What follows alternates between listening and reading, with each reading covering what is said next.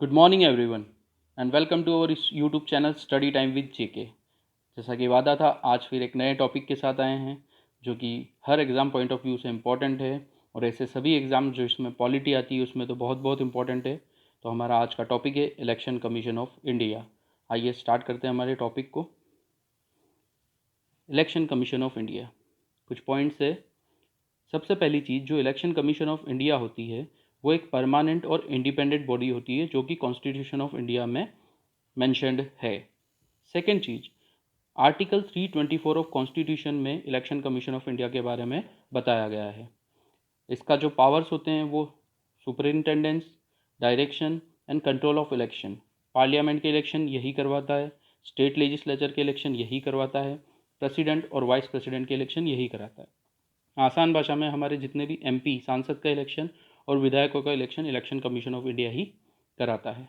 कुछ नोट है वो पढ़ते हैं। Election commission of India is not considered with, जो पंचायत और म्यूनसिपल इलेक्शन होते हैं उसमें election of commission of India part नहीं लेता है और इसके लिए स्टेट इलेक्शन कमीशन बनाया जाता है। आइए आगे बढ़ते हैं वीडियो में। अब देखते हैं composition, election of commission of India की क्या कंपोजिशन होती है, उसके अंदर क्या क्या मेंबर्स होते हैं। तो एक चीफ इलेक्शन कमिश्नर होता है और उसके अलावा मेंबर्स होते हैं, और जो मेंबर्स के नंबर होते हैं वो president time to time fix करते रहते हैं। At present election commission of India is a 3 member body.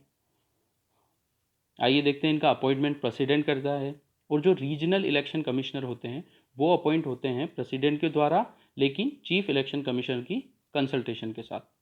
Conditions of service tenure determined by president, कि कितने साल वो काम करेंगे, क्या उनकी सर्विस रहेगी, वो टेन्योर जो सब कुछ है वो प्रेसिडेंट डिसाइड करता है मेंबर्स का। आइए आगे बढ़ते हैं। हिस्ट्री ऑफ कमीशन, देखते हैं क्या क्या इलेक्शन कमीशन ऑफ इंडिया की स्ट्रक्चर रहा है, कंपोजिशन रही है टाइम टू टाइम। 1950 से जो 15 अक्टूबर 1989 तक ये एक सिंबल मेंबर बॉडी था। सिर्फ इसमें चीफ इलेक्शन कमिश्नर होता था, कोई मेंबर्स नहीं होते थे। उसके बाद 16 अक्टूबर 1989 टू 1990 इसको 3 मेंबर बॉडी बना दिया गया, जिसमें अपन देख रहे हैं कि एक चीफ इलेक्शन कमिश्नर होता है और 2 मेंबर्स होते हैं। और इसी समय पर जो वोटिंग एज थी वो 21 ईयर्स से 18 ईयर्स कर दी गई थी। तो जैसे ही बाहर बढ़ा था तो 3 मेंबर बॉडी बना दी गई थी। जनवरी 1990 में इसे वापस से टू सिंगल मेंबर बॉडी बना दिया गया और जो 2 मेंबर्स थे उनको अबोलिश कर दिया गया। अक्टूबर 1993 से प्रेजेंट तक वापस से 3 मेंबर बॉडी बनाई दी गई, और आज भी eight present election commission of India की कंपोजिशन यही है। और जो चीफ इलेक्शन कमीशन होता है और अदर 2 मेंबर्स होते हैं उनके पास इक्वल पावर होती है, इक्वल सैलरी होती है, सिमिलर टू जज ऑफ सुप्रीम कोर्ट। और यदि अगर चीफ इलेक्शन कमिश्नर और अदर 2 मेंबर्स में कोई भी डिसीजन में मान लो डिसीजन नहीं हो पाता है तो मेजोरिटी के थ्रू डिसीजन लिया जाता है। देखते हैं इनका ऑफिस का टर्म कितना रहता है। 6 ईयर्स और एज ऑफ 65, या तो 6 ईयर्स का या फिर 65 ईयर्स ऑफ एज, जो भी पहले हो। आइए आगे बढ़ते हैं। Independent of election commission of India, election commission of India Bharat जैसे जो डेमोक्रेसी है उसके लिए इलेक्शन कमीशन ऑफ इंडिया का इंडिपेंडेंस होना बहुत ज़रूरी है। आइए देखते हैं। सिक्योरिटी ऑफ टेन्योर, इनकी जो टेन्योर रहता है उसकी सिक्योरिटी रहती है। रिमूवल प्रोसेस, अगर रिमूव करना है किसी भी election commission chief election commissioner को तो उसका रिमूवल ऐसे ही होगा जैसे सुप्रीम कोर्ट का जज का होता है। उसके लिए दोनों ही हाउसेज में रेजोल्यूशन पास करनी पड़ेगी, वो भी 2/3 मेजोरिटी के साथ। तो इलेक्शन कमिश्नर ऑफ इंडिया को रिमूव करना इतना आसान नहीं है, इसीलिए वो इंडिपेंडेंट है। थर्ड कंडीशन है, conditions of service can not be varied after appointment. जब इलेक्शन कमिश्नर ऑफ इंडिया का अपॉइंटमेंट हो रहा है उस समय पर जो कंडीशंस थी सर्विस की उसको आप बीच में चेंज नहीं कर सकते।